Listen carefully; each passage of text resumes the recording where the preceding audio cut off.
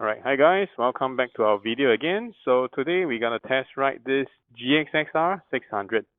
So this is a mid-size super sports. So as a super sports, you will see full fairing, stiffer suspension front and rail, higher foot peg, separated seat for sure, and also a clip-on. This is a 2008 model, so it's supposed to have that they call the angel eye. However, I just dip it to make it look more like a modern Gixxer with just a center light. So these are the ram air intake where your air goes in. Both the front and the rear suspension are fully adjustable.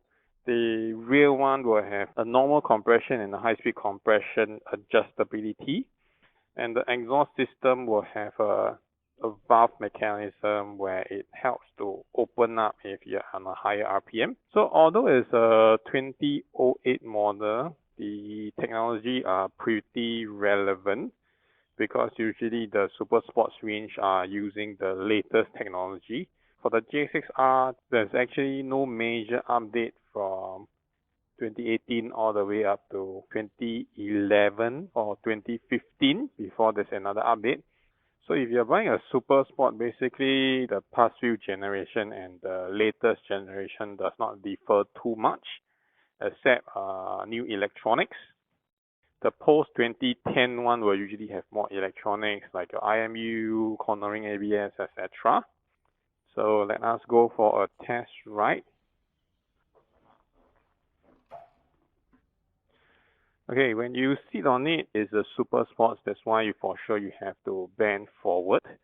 Okay, and the clip-ons are usually pointing inwards, 30 to 45 degrees. I'm not sure, just based on visual. So the turning radius is actually very small. Whenever you want to do a turn on the sports, usually you have to, back and forth multiple times. The foot pegs are usually also higher up, so you can tuck in, and then it's like a squat position, more like an attacking position. So as we mentioned, although it's a 2008 model, it does come with ride mode. So as you can see, there's a A mode, B mode, and C mode. So basically those are controlling your throttle response. This is still a wire throttle, but inside there's two butterfly valves which controls the airflow and 8 injectors that control the fuel mapping based on what you select here. So both feet firmly on the ground. The seat height is pretty easy on the rider. This is uniquely on Suzuki. Whenever your kickstand is up and you want to try to start, it doesn't allow you. So you need to fully depress the clutch before you can start. Okay, the dash for a Japanese bike are usually very straightforward. So especially on the pre-2020 era. So they will just show you standard like a trip A, trip B, speed, temperature, etc. Nothing more. So it doesn't have all this fancy fuel consumption calculator. Okay, the other thing I noticed on super sports is the mirror.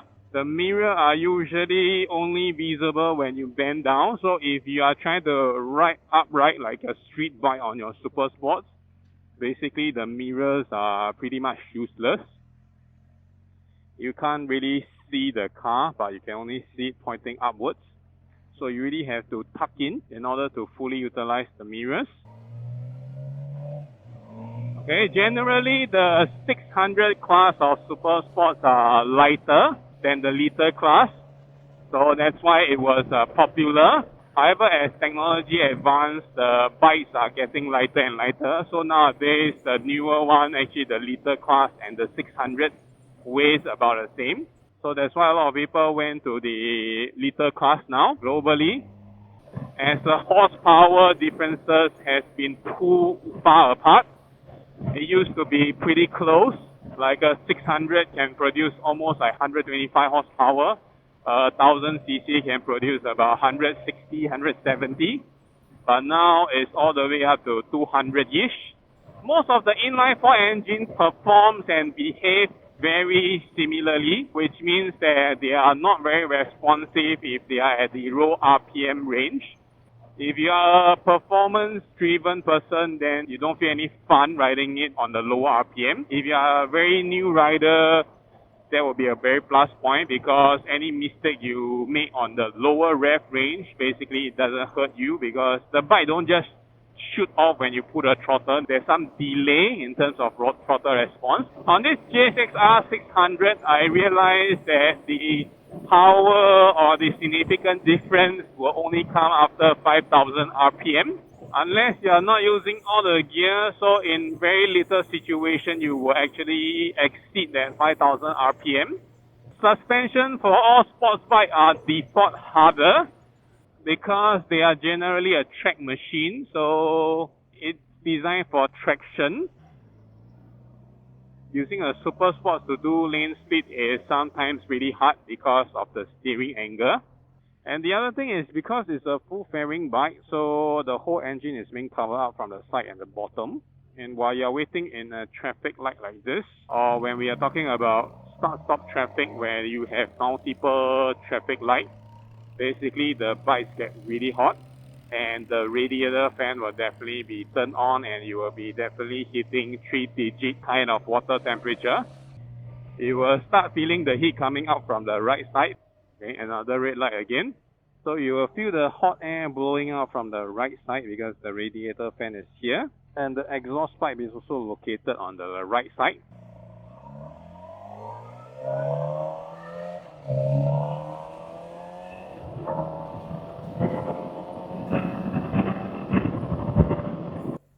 Okay, whenever you brake on super sports, generally all your body weight will be thrown to the front. And then that's where you get uncomfortable with your palm. All your weight will be brought forward. That's why we are wearing a glove. So let's try this sporty part.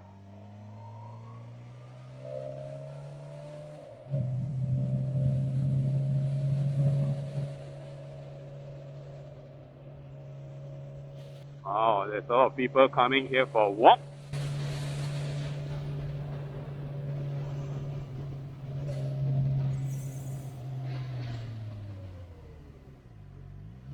Okay, generally the sports bike brakes are harder. They bite harder, they stop harder because of the performance oriented.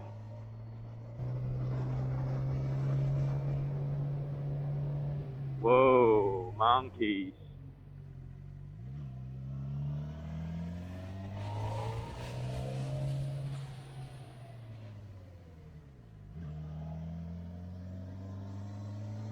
Oh, so many humps. It's pretty light to flick around from turn to turn because it's designed to do that. And the brakes are great in terms of stopping power.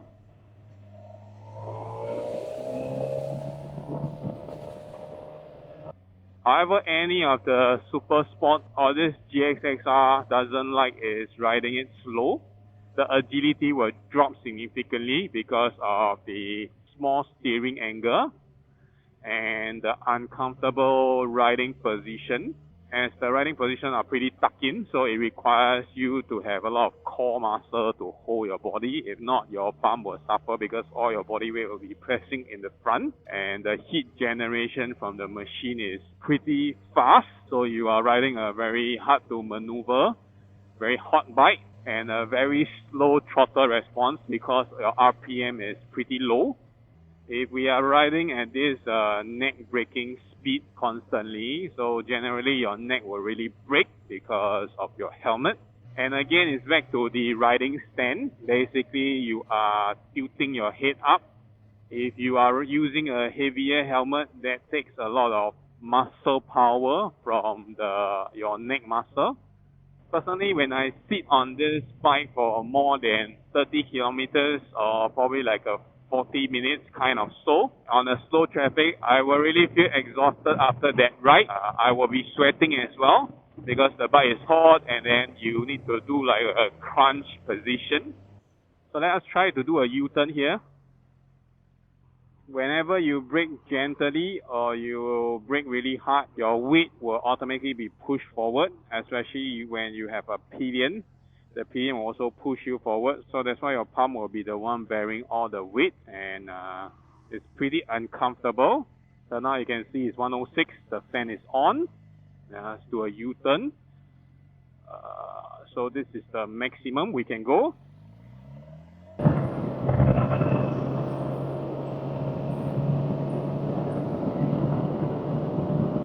Whoa, speed camera.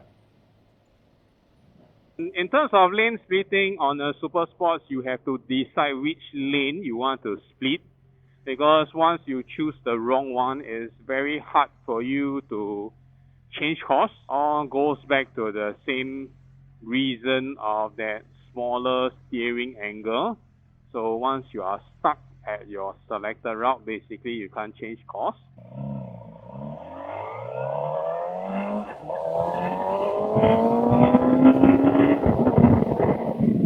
I would say that generally most of the rider will find that the inline 4 exhaust note sounds much better than any other configuration. Unless you have like a particular preference, most of us will find the inline 4 exhaust note more bassier. So that's one plus point of riding this Super Sport. Looks cool, sounds cool, but the comfort is really not cool. And again, it depends on individual rider. So some people find it okay, bearable. Some people can't take it. And I personally find that it's uncomfortable, but doable, bearable.